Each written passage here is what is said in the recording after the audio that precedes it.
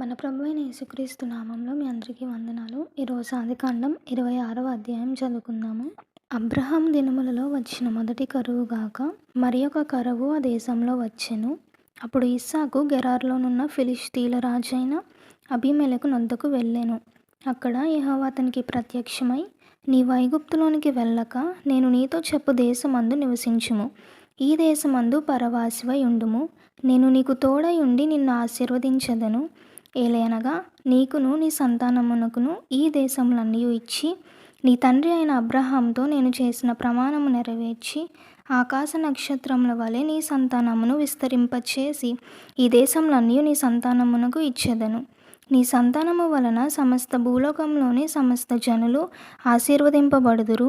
ఎలయనగా అబ్రహాము నా మాట విని నేను విధించిన దాని నా ఆజ్ఞలను, నా కట్టడలను, నా నియమములను గైకొనెనని చెప్పెను.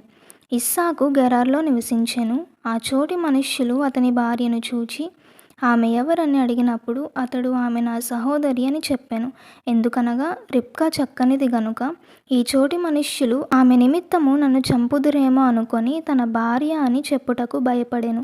అక్కడ అతడు చాలా దినములు ఉండిన తరువాత ఫిలిష్తీయుల రాజైన అబీమెలెకు కిటికీలో నుండి చూచినప్పుడు ఇస్సాకు తన భార్య అయిన రిబ్కాతో సరసమాడుట కనబడెను. అప్పుడు అబీమెలెకు ఇస్సాకును పిలిపించి, ఇదిగో ఆమె నీ భార్యయే, ఆమె నా సహోదరి అని ఎలా చెప్పితివని అడుగగా, ఇస్సాకు ఆమెను బట్టి నేను చనిపోదునేమో అనుకొంటినని అతనితో చెప్పెను. అందుకు అబీమెలెకు, నీవు మాకు చేసిన ఈ పని ఏమి? ఈ జనులలో ఎవడైనా ఆమెతో నిర్భయముగా శయనించవచ్చునే.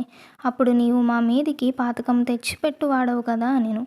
అబీమెలెకు ఈ మనుష్యుని జోలికైనను ఇతని భార్య జోలికైనను వెళ్ళువాడు నిశ్చయముగా మరణశిక్ష పొందునని తన ప్రజలకందరికీ ఆజ్ఞాపింపగా, ఇస్సాకు ఆ దేశమందున్న వాడై విత్తనము వేసి ఆ సంవత్సరము 100 ఫలము పొందెను. యెహోవా అతనిని ఆశీర్వదించెను కనుక ఆ మనుష్యుడు గొప్పవాడాయెను. అతడు మిక్కిలి గొప్పవాడగు వరకు క్రమక్రమముగా అభివృద్ధి పొందుచూ వచ్చెను. అతనికి గొర్రెల ఆస్తియు, గొడ్ల ఆస్తియు, దాసులు గొప్ప సమూహమును కలిగినందున ఫిలిష్తీయులు అతని యందు అసూయపడిరి. అతని తండ్రి అయిన అబ్రహాము దినములలో అతని తండ్రి దాసులు త్రవ్విన బావులన్నిటినీ ఫిలిష్తీయులు మన్ను పోసి పూడ్చివేసిరి. అబీమెలెకు, నీవు మాకంటే బహుబలము గలవాడవు గనుక మా యొద్ద నుండి వెళ్ళిపొమ్మని ఇస్సాకుతో చెప్పగా, ఇస్సాకు అక్కడ నుండి వెళ్ళి గెరారు లోయలో గుడారము వేసుకొని అక్కడ నివసించెను. అప్పుడు తన తండ్రి అయిన అబ్రహాము దినములలో త్రవ్విన నీళ్ల బావులు ఇస్సాకు తిరిగి త్రవ్వించెను. ఏలయనగా అబ్రహాము మృతి పొందిన తరువాత ఫిలిష్తీయులు వాటిని పూడ్చివేసిరి. అతడు తన తండ్రి వాటికి పెట్టిన పేర్ల చొప్పున తిరిగి వాటికి పేర్లు పెట్టెను. మరియు ఇస్సాకు దాసులు ఆ లోయలో త్రవ్వగా జలలు గల నీళ్ల బావి దొరికెను. అప్పుడు గెరారు కాపరులు ఇస్సాకు కాపరులతో జగడమాడి, ఈ నీరు మాదే అని చెప్పిరి గనుక వారు తనతో కలహించినందున అతడు ఆ బావికి ఏసెకు అను పేరు పెట్టెను. వారు మరి ఒక బావి త్రవ్వినప్పుడు దాని కొరకును జగడమాడిరి గనుక దానికి సిత్నా అను పేరు పెట్టెను. అతడు అక్కడ నుండి వెళ్ళి మరి ఒక బావి త్రవ్వించెను. దాని విషయమై వారు జగడమాడలేదు గనుక అతడు, ఇప్పుడు యెహోవా మనకు ఎడము కలుగజేసి ఉన్నాడు గనుక ఈ దేశమందు అభివృద్ధి పొందుదుమనుకొని దానికి రహెబోతు అను పేరు పెట్టెను. అక్కడ నుండి అతడు బెయేర్షెబాకు వెళ్ళెను. ఆ రాత్రియే యెహోవా అతనికి ప్రత్యక్షమై, నేను నీ తండ్రి అయిన అబ్రహాము దేవుడను, నేను నీకు తోడై ఉన్నాను గనుక భయపడకుము. నా దాసుడైన అబ్రహామును బట్టి నిన్ను ఆశీర్వదించి నీ సంతానమును విస్తరింపచేసేదనని చెప్పెను. అక్కడ అతడు ఒక బలిపీఠము కట్టించి యెహోవా నామమున ప్రార్థన చేసి అక్కడ తన గుడారము వేసెను. అప్పుడు ఇస్సాకు దాసులు అక్కడ బావి త్రవ్విరి.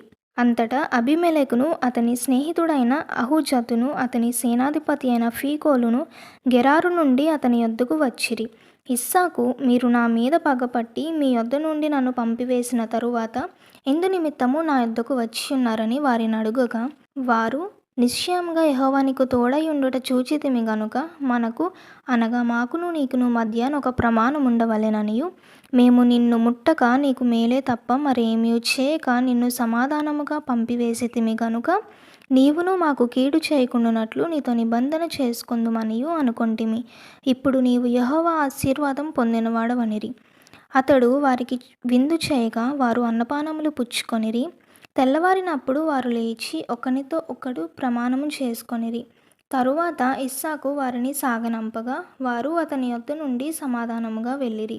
ఆ దినమందే ఇస్సాకు దాసులు వచ్చి తాము త్రవ్విన బావిని గూర్చి అతనికి తెలియచేసి, మాకు నీళ్లు కనబడినవని చెప్పిరి గనుక దానికి షేబా అను పేరు పెట్టెను.